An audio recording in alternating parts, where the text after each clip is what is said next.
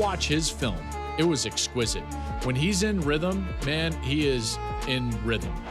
Rourke winds up down the field. And it's caught inside the 10. What a throw! Kurt the Kid. Kurtis Rourke has had the touch. King Curtis to you, okay?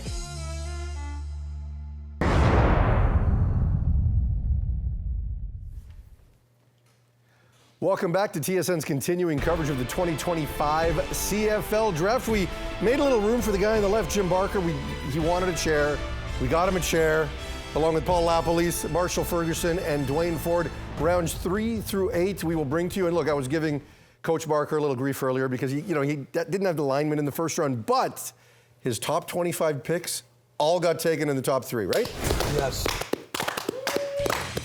There you go, and let's get to round 3, which is littered by a bunch of UBC players. Anton Hay goes 20th to Calgary, but then we've got Thunderbirds with 3 of the next 4 picks. Offensive lineman Arvin Hosseini. We have got Skylar Griffith. We've got Isaiah Knight going to Edmonton with the 24th pick. And then Kurtis Rourke, you might have heard of his brother. You might have heard of Kurtis already. Got drafted in the 7th round by the San Francisco 49ers. We saw Taylor Elgersma go late in the 2nd round. I think a lot of people believe that Taylor is going to be available this year, despite a couple of minicamp invites. I'm not sure we're going to see Kurtis Rourke in the Canadian Football League for quite some time. But if you're Saskatchewan, you're not willing to take that chance. You want to make sure that he is yours if and when he comes. Yeah, I mean, and we've talked about this in terms of a strategy for Saskatchewan, that they have been somewhat aggressive in the draft in the last 2 years, clearly part of their philosophy. Trying to get the best players, sometimes that may mean being patient, waiting for them to get there. That's obviously going to be the case, Marsh, with Kurtis Rourke. Yeah, Tavius Robinson, City Sow, and Kyle Hergel. And now we add to that list Kurtis Rourke and see whether or not he makes the journey into Riderville. I love it. Again, it's not one of those where, hey, Winnipeg got a quarterback, let's go get one as well. I think it's just a good situation for him to, when he does come to the Canadian Football League, have an opportunity to play, because Trevor Harris is not going to be, again, around forever, and there isn't really a true succession plan there. Obviously, Jake Mayer just comes over. Will he still be there by the time that we see Kurtis Rourke, if and when Kurtis Rourke comes up in the next couple of years? Crazier things have happened, right? So I think it's a good spot for him to be in, and the thing I'm happiest about, it's in the West Division, because that means we have the potential of Rourke versus Rourke at some point in the next couple of years, several times over due to the regular season. Kurtis Rourke had a spectacular senior season.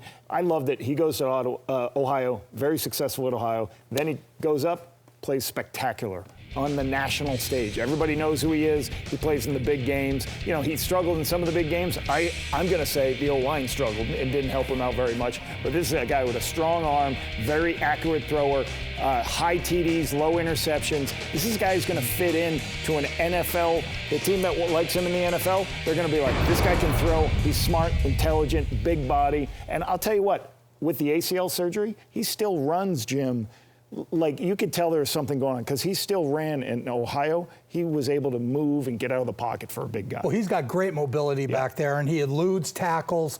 I'm shocked he's drafted this early because he was picked 7th round, but I had him going maybe as early as the 4th or 5th round in the NFL. This guy is really a player, and you couldn't pick a better place for him to go. He's going to walk in, and 2 years ago, that same team is paying the guy $50 million that they drafted in the 7th round. Mm-hmm. So they're not going to look at him as a 7th round draft pick. They're going to look at him as, this is our next $50 million guy. Mm-hmm. I just think the guy is very talented. He has very limited wasted movement. He's very accurate. I mean, you look for guys that win. The guy was MVP in the MAC. He goes to Indiana with a brand new coaching staff, playing in the Big Ten, and wins, and they make the, I mean, what else can a guy do? Well, that's the point. What he couldn't do was get evaluated in the offseason. And Jim, you know as well as anyone that when you get into that time of year, from the time the season ends to the time the draft happens, the pro days, the combines, all of it, it matters. We saw what Taylor Elgersma was able to do just by going to the Senior Bowl and being able to throw at a couple of events. You talked about a 4th or a 5th round grade on Kurtis Rourke. I agree with you, but he needed that off-season process to not have that, I think really hurt him. When I look at some of the names that got taken in the NFL draft ahead of Kurtis Rourke, I just shook my head and wondered what would have happened if he had that whole process. So look, again, the odds of a 7th-round pick making it and becoming a $50 million starter in the NFL are low, but the guy in front of him, Brock Purdy, did. Brock Purdy's now had some injuries, so we bring all of that up because will we see him back? You know, I know me personally, I got bullish on Nathan when he got the opportunity, you know, and it didn't work out for him because that league can spit people up or chew people up and spit them out. So, you know, I hope Kurtis gets that opportunity. I agree with you. I think San Francisco is a great spot, but what's it going to take for him to get that, Jim? Well, I mean, it's going to take, you got to get breaks to make it in the NFL, especially when you're coming in as a 7th-round draft pick. But this guy's got everything it takes, and he's been in tough situations.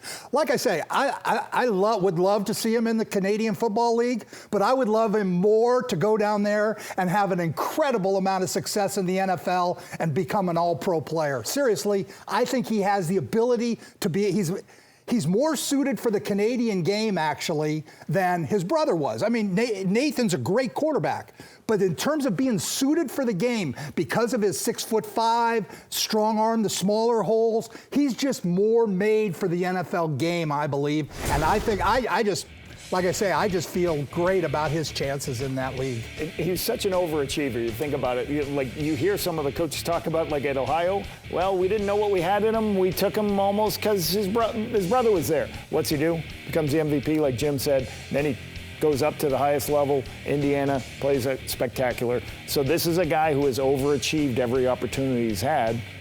Maybe he can do it at the next level.